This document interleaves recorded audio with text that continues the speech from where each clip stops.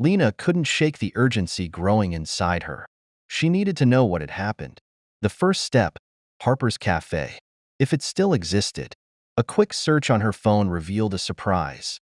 It was still standing, a small diner on the edge of town. Without hesitation, she grabbed her keys and drove there. The photograph and letters tucked safely in her bag. The cafe was quaint, with checkered floors and the scent of fresh coffee in the air. An older waitress, wiping down the counter, looked up as Lena entered. "Can I help you, hon?" Lena hesitated, then pulled out the photo. "Do you recognize this man?" His name was Samuel Carter. "I think he might have come here in 1954, waiting for someone." The waitress frowned, then her eyes widened. "Oh, sweetheart, you must be Rose's granddaughter." Lena's breath caught. "You knew my grandmother?" "Knew her? She was my best friend.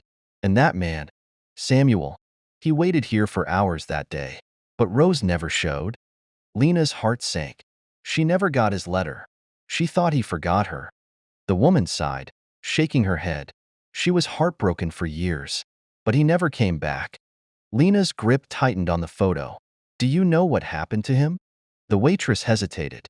Then, with a soft smile, she nodded toward the corner booth.